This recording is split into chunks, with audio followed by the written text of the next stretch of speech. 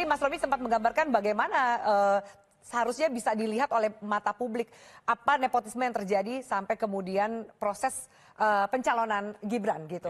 Bang Effendi, ini kan jadi ada dua argumentasi yang agak membingungkan. Satu, penjagalan udah dilempar dari pihaknya Habibur Rahman, tapi seakan-akan menuding kubu lawan bilang nggak mungkin dilakukan. Jadi sebenarnya apa sih yang kita bisa baca di balik lemparan isu penjagalan Gibran?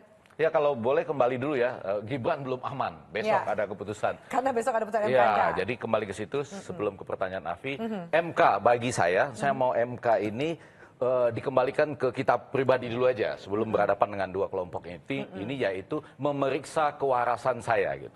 Karena saya bisa menggunakan MK ini dalam banyak sekali loh. MK menunggu keputusan Mahkamah Kehormatan dari Mahkamah Konstitusi. Kemudian itu tadi menjawab kepastian. Kalau menurut saya pasti hasil keputusan besok itu pasti. Tapi yang membingungkan kelanjutannya. Terus gimana gitu? Iya enggak bukan. Sudah pasti keputusannya, enggak ada kelanjutannya. Coba aja ya ditambah dengan kelanjutannya gimana sih maksudnya? Jadi kalau nanti dijatuhkan sanksi begitu ya. Ya.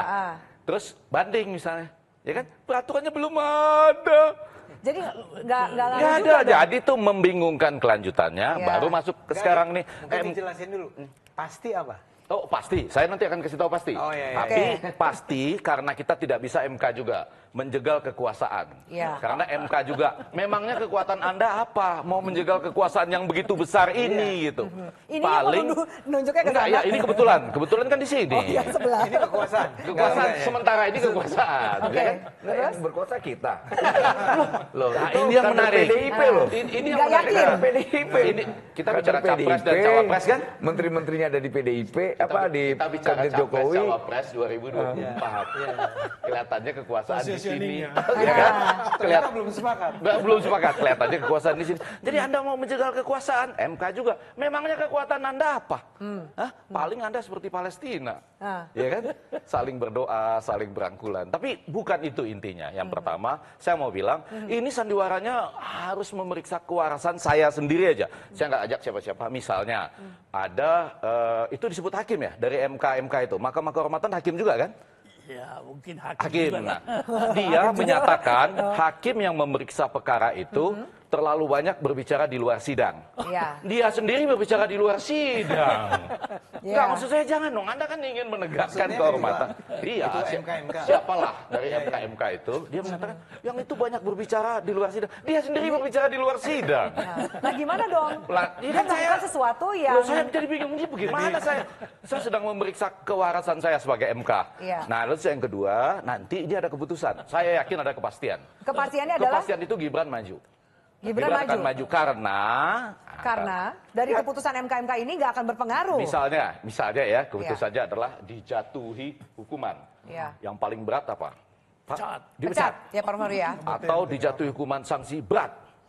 Walaupun dua ini akan menyebabkan kesulitan bagi teman-teman di Koalisi Indonesia Maju. Ada semacam noktah yang ditempelkan ikut terus. Bahwa walaupun dia ini menjadi cawapres secara sah berdasarkan konstitusi, ada noktah yang ditempelkan. Bahwa proses pembuatan keputusan itu diwarnai dengan pelanggaran yang mengakibatkan terjadinya mungkin pemecatan atau katakanlah pelanggaran etika berat. Tapi lepas dari itu, nggak ada kelanjutannya sekarang. Nanti Pak Anwar Usman tinggal mengatakan, saya mau banding. Mana Pak? Peraturan bandingnya mana? Jadi bisa ya Prof Maru ya? Oke. Padahal batasnya 8 November. 8 November kan? Iya kan? Selesai sudah 8 November. Jadi kalau kepastian, sudah pasti. Gibran maju. Jadi Gibran aman? Aman. Tinggal sekarang. Alhamdulillah ya. Langsung lega. Oh, ya kan? Itu ciri-ciri orang besar, koalisi besar, yang agak merasa dikecil-kecilkan sedikit. Malu-malu mungkin. Langsung lega dan segala macam. Padahal dari tadi dia udah yakin. Gitu kan. Prof Maru, jadi sebenarnya gimana sih?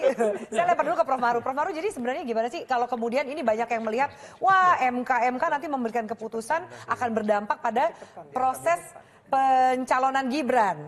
Apakah ternyata seperti yang Bang Effendi dikatakan, enggak lah itu hanya, maaf ya, jadinya kayak ada panggung depan, panggung belakang gitu, panggung sandiwara. Ya, kalau saya sih tidak ikut jegal-menjegal ya. Enggak, tapi ini dari sisi MK-nya. Dari apa yang menjadi topik kita sekarang bahwa ada dakwaan ketua MK itu tidak mengundurkan diri ketika konflik of interest terlihat. Jadi dari wawancara Pak Jimli kan sudah nampak sebenarnya Iya. bobot daripada apa yang menjadi tuduhan itu ya sudah diungkapkan.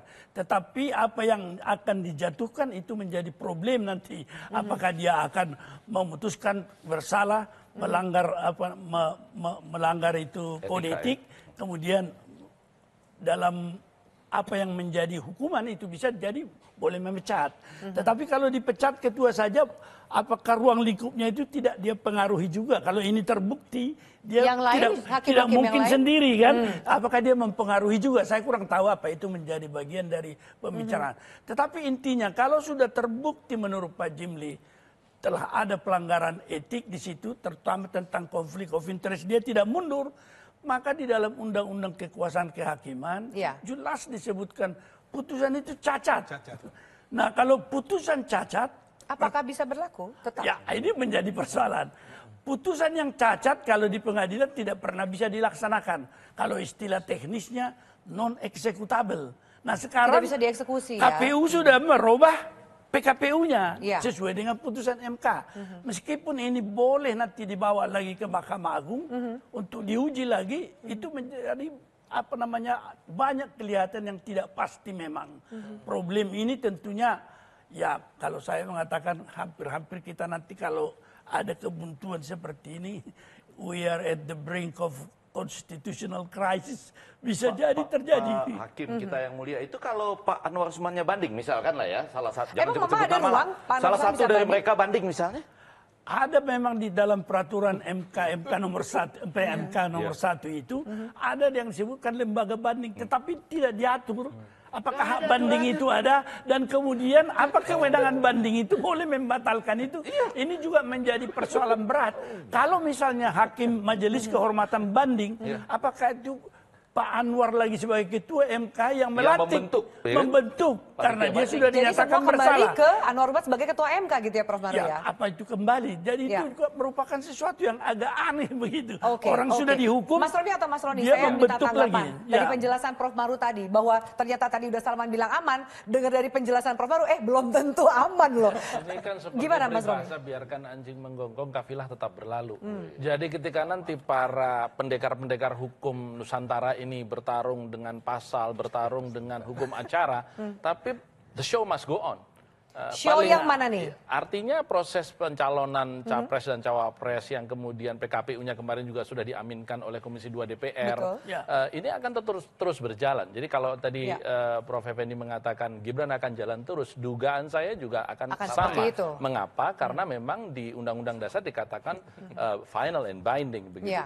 Hanya memang ini kemudian juga menjadi persoalan tersendiri karena ketika kemudian besok harapan kita memang Pak Anwar Usman diberhentikan sesuai dengan penyampaian Profesor Jimli secara terbuka memang ada pelanggaran etik. Apalagi kalau kemudian itu tidak menjadi sebuah hukuman, itu kan tidak membatalkan putusannya. Dia kan berlakunya kan prospektif, tidak retroaktif, tidak berlaku surut. Sehingga memang ini sebagai produk hukum memang ada di situ. Hanya karena ini sebuah keputusan yang cacat, maka celah yang menyertai putusan itu akan terus menjadi persoalan yang harus dibuktikan. Karena setiap saat, di setiap pertemuan, di setiap panggung itu akan diangkat. Oke. Jadi harus kuat, harus siap dengan itu. Nah tentu ini adalah pertarungan karena Pak Jokowi selalu mengatakan, kan yang menilai rakyat, yang memilih rakyat. Kita jelaskan kepada rakyat, apakah Anda akan memilih pasangan yang bermasalah Yang prosesnya seperti ini, yang gitu. dimulai dengan kecurangan seperti ini. Oke. Yang bukan atas nama anak muda, tetapi atas nama kecurangan yang terjadi di Pak Anwar Mahkamah Usman kan Konstitusi. akan banding pasti ya. Kalau Anda kebetulan menyebut Iya. nama Pak Anwar Betul, Usman, betul. saya tadi udah menyamarkan siapa saja gitu Ya. ya. Kebetulan dia akan banding kan? Ya, diatur. Boleh, itu akan terus Itu menjadi perdebatan hak di dari situ. Pak Anwar Iya, Usman tapi dan artinya proses itu bisa prosesnya diambil jadi gitu jalan kan? bersamaan. Anda nggak bisa mengharapkan rakyat sudah sampai pada keputusan bahwa ini memang dari proses yang cacat. Karena ini akan banding. Dan bandingnya kemungkinan selesai 16 Februari lah 2024 gitu ya. 2 hari itu. 2 hari sesudah Jadi nggak bisa- pemilu presiden. jadi ya dalam kan? artian The show must go on. Jadi ini persoalan hukum di satu sisi, di sisi lain kalender politik berjalan terus. Ya. Begitu. Jadi Ya. ini yang nanti akan terus menyertai dan ya Bung Ade Armando dan Bung Noel ini harus selalu membawa cacat itu menjelaskan. beserta mereka. Ibaratnya ini tompel yang sudah kelihatan oleh rakyat kita dan para pejuang demokrasi kita yang kemudian akan terus menyoal terus. Jangan kemudian mengatakan bahwa ini karena nggak suka Mas Gibran masuk di situ. Ini bukan soal Mas Gibran. Ini Udah lewat lah itu ya. mencederai konstitusi kita dengan secara gamblang. Mas Rudi mau menambahkan bahwa bisa nggak kemudian besok, kalau tadi sebenarnya Mas Rudi udah menjelaskan kurang lebih bacaan yang terjadi nepotismenya apa. Tapi intervensi politiknya bisa nggak kemudian besok akan juga terlihat gamblang dari hasil putusan MK. Iya, dari awal kan publik sudah curiga ada invisible hand dari proses mengajukan permohonan. Beberapa permohonan itu kan sudah terbuka, publik sudah bisa mendapatkan informasi secara utuh ya. Yang kita khawatirkan kan jangan juga nanti putusan etik ini ada juga quote and quote invisible hand yang coba mengatur juga. Karena sudah terlihat jelas ini terkait dengan etik gitu loh. Bahwa ada etik yang dilanggar. Sudah jelas saya selaku praktisi hukum, kita tuh mau menjaga marwah MK. Kalau saya bersidang di Mahkamah Konstitusi merinding. Tapi dengan kejadian seperti ini seolah-olah bahwa ini seperti MK, mohon maaf, dikerdilkan dengan posisi seperti ini. Dan ini yang kita tidak mau ya.